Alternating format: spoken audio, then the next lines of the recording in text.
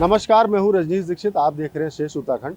आज हम बात करेंगे देहरादून की ऐतिहासिक पलटन बाज़ार। जी हाँ, आप ये जो देख रहे हैं ये पलटन बाज़ार है। पहले इतिहास में अगर जाते हैं तो अंग्रेज़ों के यहाँ पलटन पड़ी पड़ी रहती थी, जिसकी वजह से इसका नाम पलटन बाज़ार हुआ। और ये पलटन बाज़ार ना सिर्फ देहरादून के लोगों के लिए शान है, बल्कि यहाँ पर आकर ज़्यादातर युवतियाँ यहाँ पर शॉपिंग करते हैं। लेकिन इन दिनों पलटन बाज़ार गर्म है, तो छेड़खानी की घटनाओं को लेकर एक नहीं दो दो घटनाएं यहाँ पर हो चुकी हैं, जिसके बाद से न सिर्फ पलटन बाज़ार आने में यहाँ की जो शहर की लड़कियाँ हैं वो सहम रही हैं, बल्कि एक जो इमेज थी इस पलटन बाज़ार की, उसकी साख पे भी पट्टा लगा है।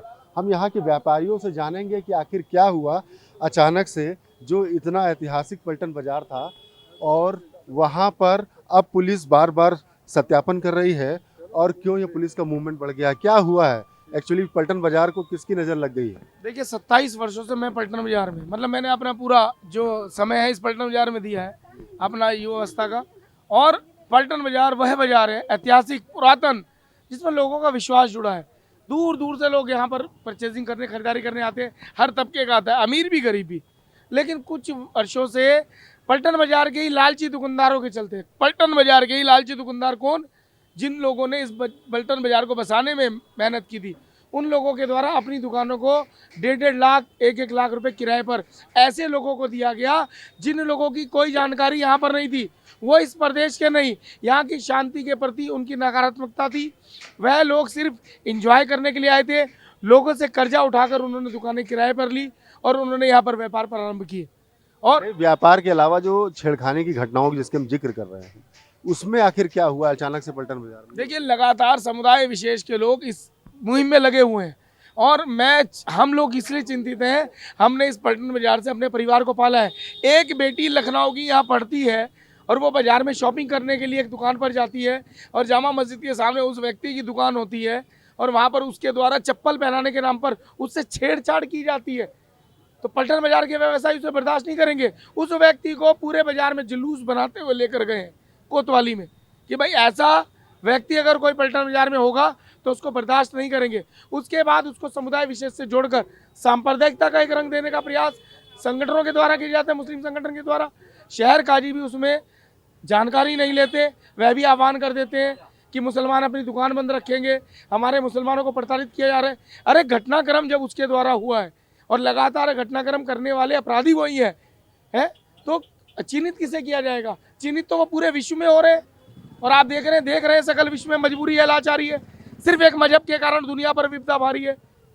ये तो हो गई मजहब की बात, लेकिन कुल मिलाकर छेड़खानी घटनाएं बढ़ी हैं। मैडम, आपसे भी जानेंगे, आप एनजीओ भी चलाती हैं।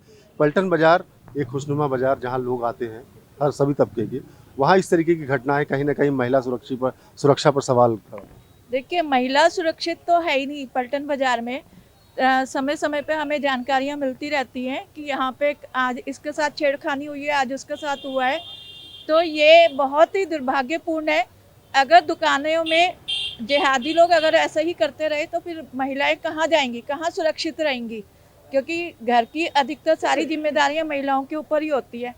अगर वही शॉपिंग करने निकलती हैं, सारी जिम्मेदारियाँ निभाती हैं, अगर उनके साथ ही ये सब होगा तो पलटन बाजार का तो कोई महत्व ही नहीं रहेगा ना, कोई आएगा ही नहीं फिर यहाँ पे, तो आगे कैसे काम चलेगा? अच्छा, पुलिस ने भी यहाँ पर सत्यापन की कार्रवाई की है। आप क्या कहेंगे बतौर व्यापारी, किस तरीके से देखते हैं सारी कार्रवाई। सत्यापन की कार्रवाई तो बहुत सही कार्रवाई है, ये तो ज़रूरी है।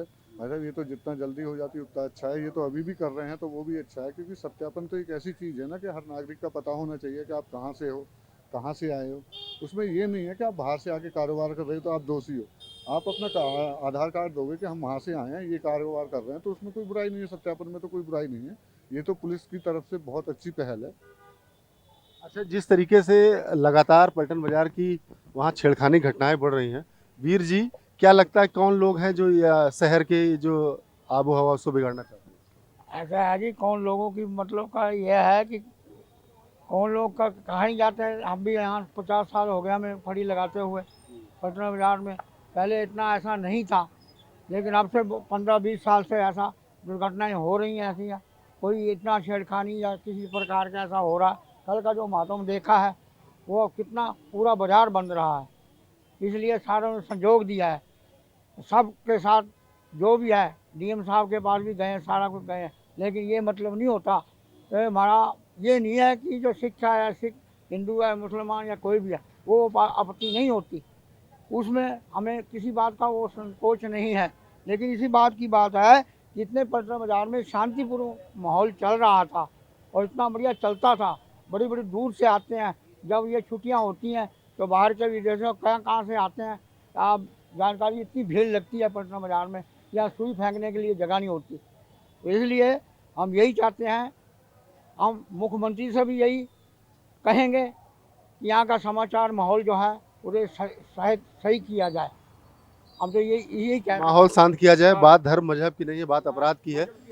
व्यापारी वर्ग एक स्वर में अब क्या मांग कर रहे हैं सरकार से? देखिए, व्यापारी वर्ग यही चाहता है कि पटना बाजार का व्यापार बढ़े और शांतिपूर्ण सौहार्दपूर्ण वातावरण में यहाँ पे व्यापारी अपना जिस प्रकार से पूर्व में चलता है, ठीक है। और सत्यापन बहुत जरूरी था, वो आज प्रशासन ने किया है, और उन तो लोगों को चिन्हित करें जो इस मार्केट का माहौल ख़राब करने का प्रयास करना चाहते हैं। और ये माहौल आज बहुत अच्छा हुआ, आप देखेंगे मार्केट में पूरा खुशनुमा, पुलिस का गश्त बढ़ा है। देखिए, पुलिस की भी कुछ लापरवाही थी, आज पुलिस ने 2 पिकेट बना दी हैं, 2 महिला पिकेट रहेंगी। कुछ ऐसे लोग भी बीच में प्रवेश कर जाते हैं जो जेब कतरे होते हैं, छेड़खानी के पर्पज से आते हैं, वो अपराधी तत्व हैं। उनको किसी जाति धर्म से संबोधित हम नहीं कर सकते। व्यापार का कोई धर्म नहीं होता, व्यापारी का कोई धर्म नहीं होता। मेरे पास हिंदू मुसलमान सिख ईसाई सभी तरह के व्यापारी हैं और सभी अपना व्यापार सभी लोगों के ग्राहक से करते हैं। तो देख रहे हैं, कुल मिलाकर एक स्वर में सबकी यही मांग है कि सत्यापन की कार्रवाई जो हो रही है वो सही है, और जिन लोगों ने पलटन बाजार की अस्मिता पर, उसकी साख पर जो बट्टा लगाया है, उनके खिलाफ कड़ी कार्रवाई होनी चाहिए। पुलिस ने भी आज महाअभियान छेड़ा है, जिसमें 100 से 200 लोग यहाँ पर अवांछित रूप से जो लोग टहल रहे थे, उनको पुलिस ने हिरासत में लेकर उनका सत्यापन करा रही है। तो आपको बताएं, जो पलटन बाजार है, यहाँ पर कुछ दिनों से कुछ छेड़खानी की घटनाएं हो रही हैं, जिसकी वजह से यहाँ आने वाली जो छात्राएं हैं, जो युवतियां हैं, वो सहम रही थी। तो व्यापारियों ने एक स्वर में सरकार से मांग की है कि सत्यापन की कार्रवाई को तेज किया जाए और जो अवांछित लोग हैं उन पर सख्त से सख्त कार्रवाई की जाए।